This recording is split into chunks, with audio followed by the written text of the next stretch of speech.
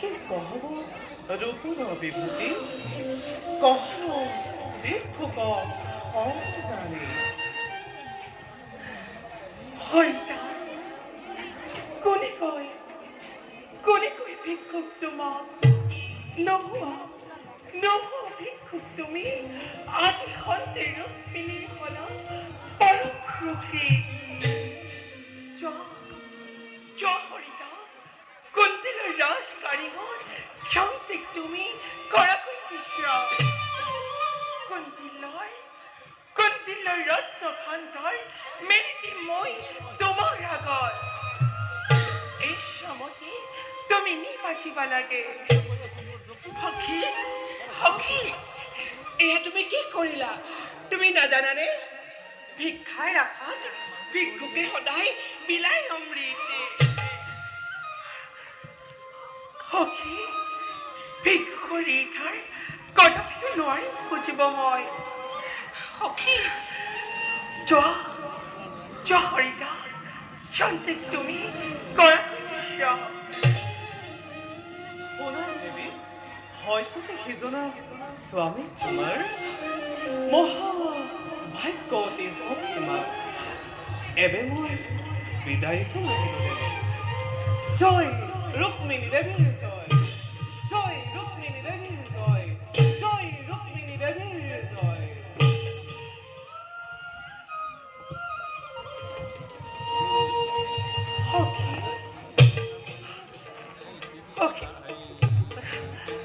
সখী মত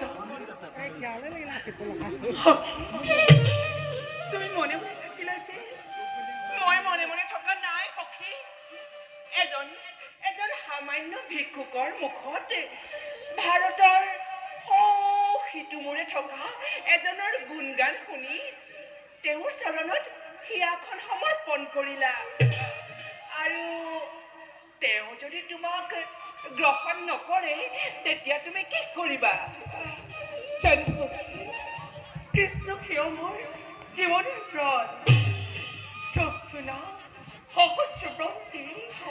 যিজনে ৰাতি চৰণ দিনে ৰাতি মই কৰিছো পূজা সেই পূজাত বাৰু সন্তুষ্ট নহ'বনে মোৰ প্ৰাণীৰ দেৱতা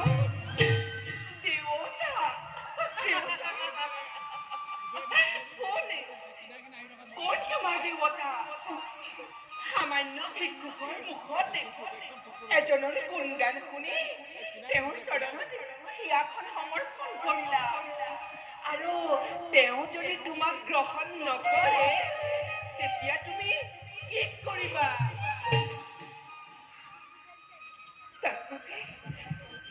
তাৰ বাবে চিন্তা নাই সখী ভকতিৰ শিক্ষা চলাই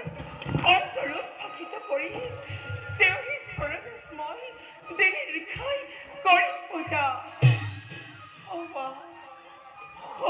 বিমল আকাশৰ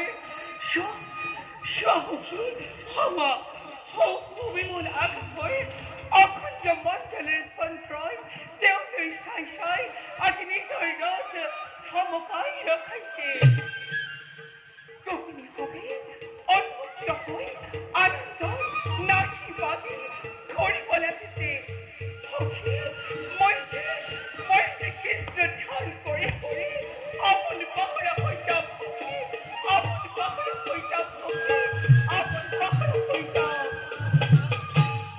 সখী মোৰ মনেৰে তুমি হলে অলপো ভাল কাম নকৰিলা কৃষ্ণ মহাভূপতীয়া তেওঁক বুজি পাবলৈ অতিকৈ টান আৰু শুনিছো কৃষ্ণৰ চৰণত যিজনে সদায় প্ৰেম নিবেদে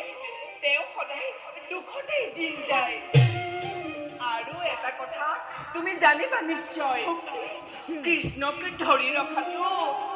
কৃষ্ণক হাতৰ মুঠিত ধৰি ৰখাটো বৰ টান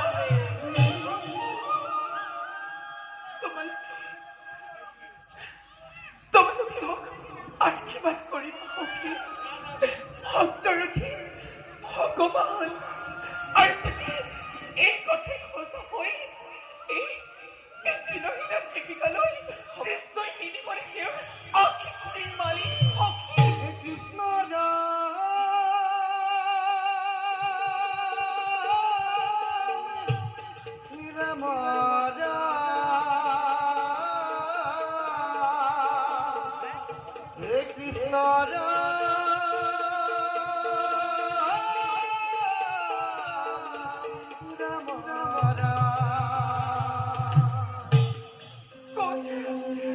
কোনে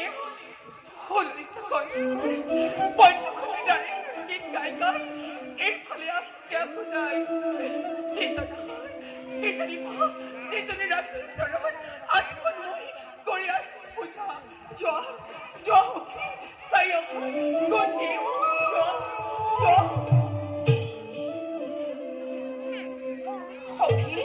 সখী পদূলিত দেৱৰ কিনাৰা অতি হয় সখী আছো এনে তেওঁ ভাল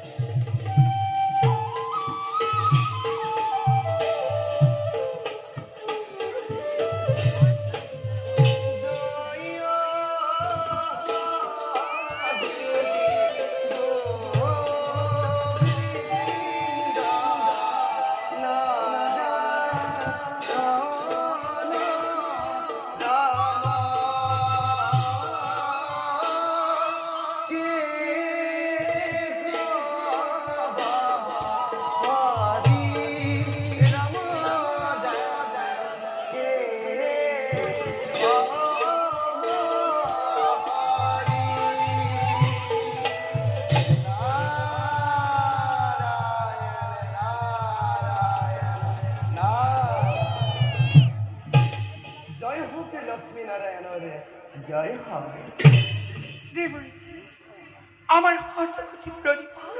করি মাত্র হয় নারায়ণ নারায়ণ কথা ভীষ্মক নন্দিনী ভীষ্মক নন্দিনী মই কিন্তু নকলেও ধৰিব পাৰিছো তুমি যাক হৃদয়তে স্থান দিছা তেওঁক জানো ইমানো সহজে পাব পাৰিবা কৃষ্ণ মহাকপটীয়া গোকুলৰ কৃষ্ণ মহাকপটীয়া দিনে নিশাই গৰু চৰাই ডাঙৰ দীঘল হোৱা কলীয়া কৃষ্ণই জানো তোমাৰ অন্তৰৰ কথা বুজি পাব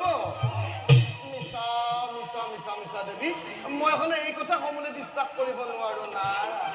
হয় হয় দেৱৰী আপুনি ঠিকেই কৈছে সখীক মই তাকেই কৈ আছো মিছাতেহে সখী বাউলী হৈছে আমাৰ সখীৰ কাৰণে কত কত কত কত ৰাজকুমাৰ সকলে মনে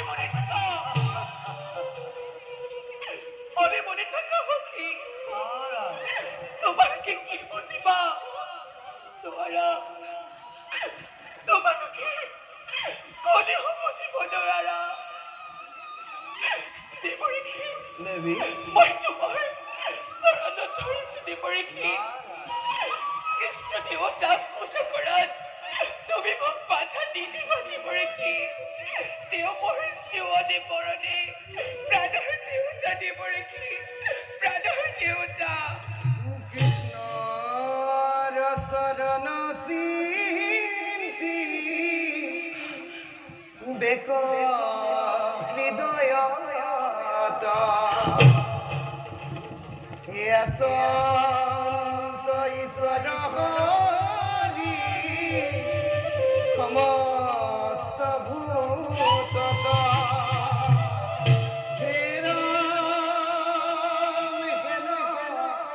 জানি প্ৰাণিক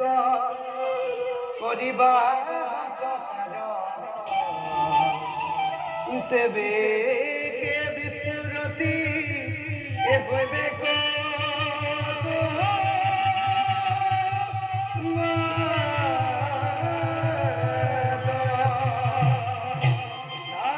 নাৰায়ণ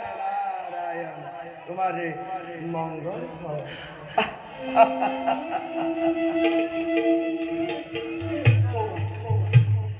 তোমাৰ পিতা এইফালে আহিব লাগিছিল। মই বাৰু তোমাৰ পিতাক তোমাৰ বিবাহৰ প্ৰস্তাৱ দিম, আৰু তোমাৰ পিতা যদি মান্তি হয় তেন্তেতো ভালৰে কথা নহয় জানো? আই ৰুক্মিণী, আই ৰুক্মিণী, আই ৰুক্মিণী, অ দেৱৰ্ষী, মোৰ প্ৰণাম গ্ৰহণ কৰক দেৱৰ্ষী। দেৱৰ্ষী মহাৰাজ, যোৱাই দেৱৰ্ষীৰ বাবে পাত্ৰ অৰ্ঘ যোগাৰ কৰিবলৈ তোমাৰ মাতৃক কোৱা। বলা বলা প্ৰণৱ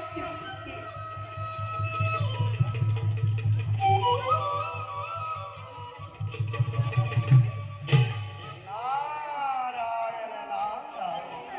মহাৰাজ, দেৱৰ্ষী আপুনি অতি ভাগ্যৱান। ভাগ্যৱান বুলিয়েইতো আপোনাৰ শ্ৰীচৰণ দৰ্শন কৰিবলৈ সুযোগ পালো। জানেনে মহাৰাজ, দেৱৰ্ষী আপোনাৰ গৃহতে স্বয়ং লক্ষ্মীয়ে বাস কৰিছে। বৈকুণ্ঠেশ্বৰী লক্ষ্মী। নাৰায়ণ নাৰায়ণ, আচৰিত নহব মহাৰাজ। দেৱৰ্ষী আপোনাৰ কন্যা ৰুক্মিণী, আপোনাৰ কন্যা ৰুক্মিণী স্বয়ং লক্ষ্মী। দেৱৰ্ষী আৰু নাৰায়ণৰ জন্মগ্ৰহণ কৰিছে দ্বাৰকাতে শ্ৰীকৃষ্ণ ৰূপে। এই মিলনৰে ময়েই সমগ্ৰ দূৰ। গতিকে মহাৰাজ পলমৰ নাই প্ৰয়োজন। আপোনাৰ যদি আজ্ঞা পাওঁ মই এতিয়াই দ্বাৰকালৈ যাত্ৰা কৰিম, আৰু এই মিলনৰে বাৰ্তা ল'বলৈ দেৱ সমাজে অধীৰ আগ্ৰহেৰে বাট চাই আছে। গতিকে মহাৰাজ পলমৰ নাই প্ৰয়োজন। দেৱৰ্ষী এই কথা জানো সঁচা? দেৱৰ্ষী মোৰ কন্দিলৰ আৰাধনাৰ লাৰু, মোৰ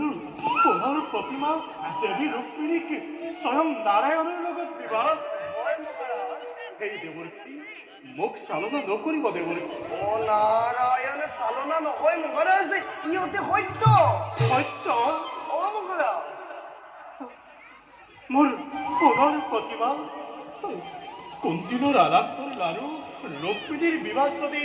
মাধৱৰ লগত হয় তেন্তে তেন্তে ই মোৰ সৌভাগ্যৰ কথা। ভাৰতৰ পূব প্ৰান্তৰ পৰা পশ্চিম সীমান্তৰ সাগৰৰ বক্ষত থকা দ্বাৰকালৈ মোৰ আই ৰুক্মিণীক বিয়া দিম। একেডাল প্ৰেমৰ দোলেৰে বান্ধ খাব জম্বুদ্বীপ আৰু সুবৰ্ণ ভাৰত। মই কথাষাৰ বিশ্বাস কৰিবলৈ টান পাইছো। দেৱৰ্ষী নাৰায়ণ নাৰায়ণ মহাৰাজ, দেৱৰ্ষী সংশয় নকৰিব, এই মিলনে অৱশ্যেই হ'ব লাগিব। মহাৰাজ, এই মিলন মই বৈকুণ্ঠত আগতেই চাই আহিছো। গতিকে পলমৰ নাই প্ৰয়োজন মহাৰাজ। দেৱৰ্ষী এই মিলনে চাই চাই নাৰদৰ বিৰাখনে ললিতে পঞ্চম ঘূৰতে বাজি উঠিব। নাৰায়ণ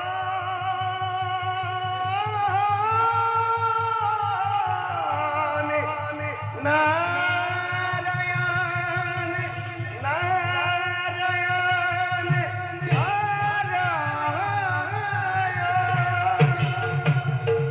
নাৰায়ণ। তেন্তে আহক দেৱৰ্ষী, প্ৰভুৰ চৰণত ভক্তি অৰ্ঘ নিবেদন কৰি মই এই মহামিলনৰ বাবে প্ৰাৰ্থনা জনাও। হ'ব মহাৰাজ, এতিয়াই মই দ্বাৰকালৈ যাত্ৰা কৰিম। নাৰায়ণ পিতা মই কি শুনিছো পিতা ৰক্ষাৰ ল'ৰা কৃষ্ণৰ লগত মোৰ ভগ্নী ৰুক্মিণীৰ বিবাহৰ আৰু তুমি হেনো এই প্ৰস্তাৱত সন্মত দিছা পিতা কিয় পিতা এই বৃদ্ধ বয়সত কিয় হ'ল তোমাৰ এনে দুৰ্মত মনে দিলে তোমাৰ তেনেকুৱা কুমন্ত্ৰণা পিতা যুৱৰাজ ৰুক্ম দেৱৰ্ষীয় বিবাহৰ প্ৰস্তাৱ আনিছে মই আপত্তিৰ কোনো কাৰণ নেদেখি সন্মতি প্ৰদান কৰিছো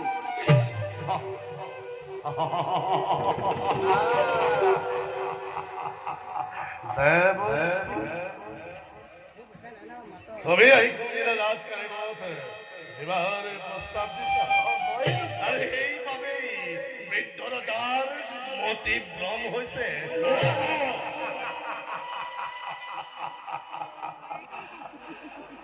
নিজেতো ঘৰ সংসাৰ পাতিবলৈ অসমৰ্থ হলা আৰু এতিয়া ৰুক্মিণীৰ বিবাহৰ প্ৰস্তাৱ দি মনত তুমি আনন্দ লভিছা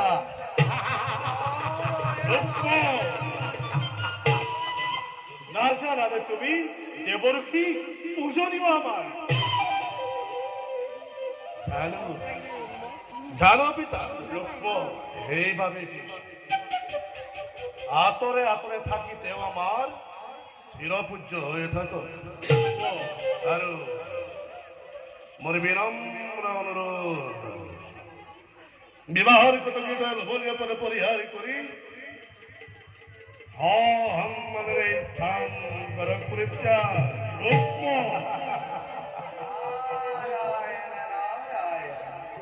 তেনেহলে কৃষ্ণৰ লগত সম্বন্ধ কৰিব নিবিচাৰে ৰুক্মবীৰে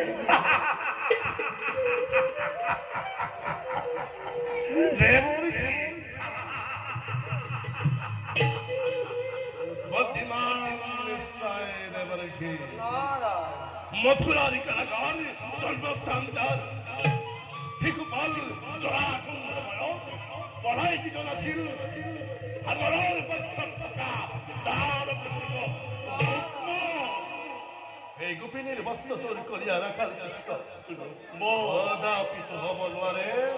মন্দিৰৰ ৰাজমন্দিৰৰ যজ্ঞবান শান্ত শান্ত শান্ত শান্ত পিতা কদাপি তুমি শান্ত নহও নোৱাৰে কৰিব তুমি কণ্ঠৰত গোবধ মাতুৰবাদ শ্ৰীকৃষ্ণই জগতৰে যাতে জন্মপাপ কৰিব পাৰে এই লম্পট কৃষ্ণক কদাপি মই নিদিওঁ ৰুক্মিণী হেৰৌ দুৰ্মতি ৰুক্ম নাজানোনে তই কৃষ্ণ নিন্দ মহাপাপ বুলি নাভাবো মই কৃষ্ণ নিন্দ মহাপাপ বুলি অজানো কৃষ্ণ নিন্দা মহাপুণ্য দেৱৰ্ষী কৰিছো প্ৰতিজ্ঞা মই সন্মুখত যে এতিয়ালৈকে তপ্ত ৰক্ত বহে ধমনী সেই পৰ্যন্ত গৰখীয়া হলা কৃষ্ণ নিদিও মোৰ দেহৰ ভগ্নী ৰুক্মিণী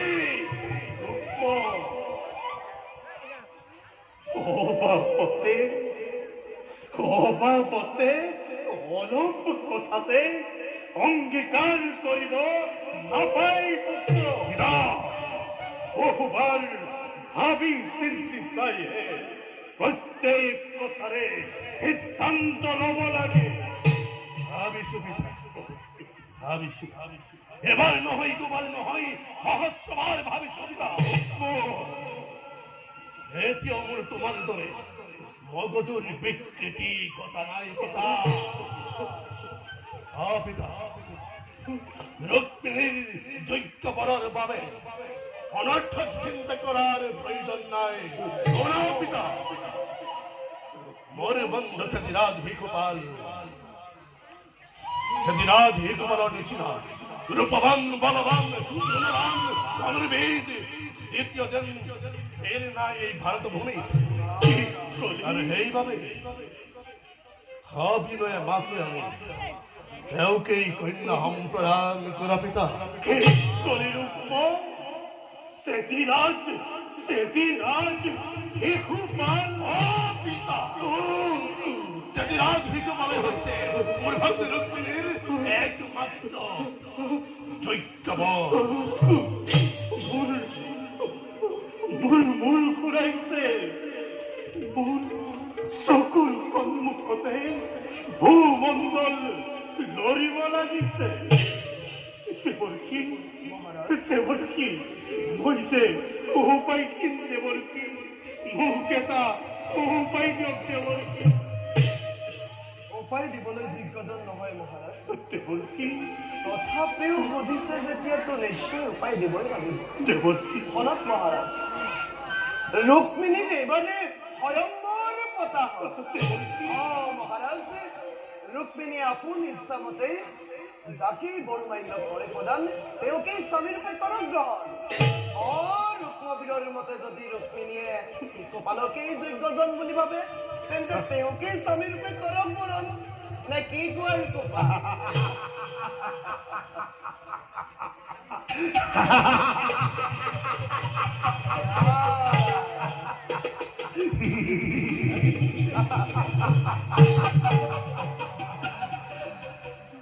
দেবন এইভাবে তুমি যুক্তিযুক্ত প্ৰস্তাব নাৰায়ণ এই প্ৰস্তাবত মই অতি সম্মানেৰে সাদৰেৰে জনাইছো সমৰ্থ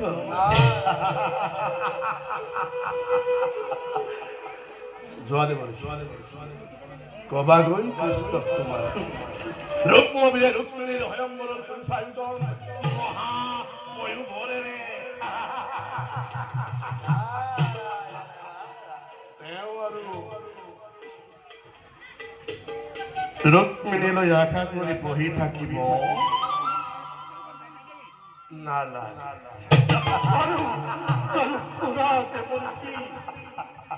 তুমি গৈ যদুপতি কৃষ্ণক কবা গৈ এই বুঢ়া ৰজাৰ মতিভ্ৰম হৈছে সেইবাবে ৰুক্মবীৰেই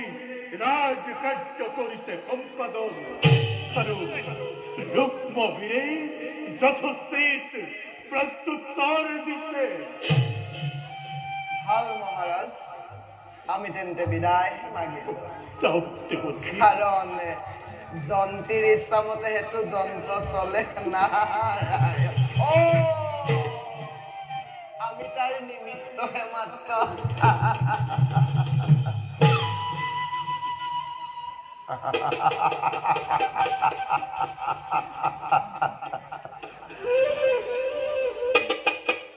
পিতা এমুঠিমান গৰখীয়া সৈন্যৰ ভয়ত তুমি কদাচিত চিন্তিত নহবা তোমাৰ এই কুন্দিৰ ৰাজৰ বিশাল সৈন্য বাহিনী গৰখীয়াৰ ভয়ত কদাচিত নহয় কম্পিত ৰুক্মিণীৰ স্বয়ম্বৰৰ সকলো মই কৰিম আয়োজন সুন্দৰভাৱে তুমি নিশ্চিন্ত থাকা পিতা নিশ্চিন্ত থাকা মই নিশ্চিন্ত মনেৰে থাকিম কেনেকৈ জগৎপতি নাৰায়ণক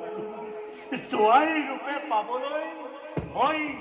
বৰ হেঁপাহ কৰিছো মোৰ আশা হয়তো পূৰণ হব কিন্তু কুৰংগাৰ পুত্ৰ তই বিষ্ণুৰ ক্ৰোধানলত পৰি ছাই হৈ যাবি মই নিশ্চিন্ত মনেৰে থাকিব লাগে মই নিশ্চিন্ত মনেৰে কেনেকৈ থাকিম হে প্ৰভু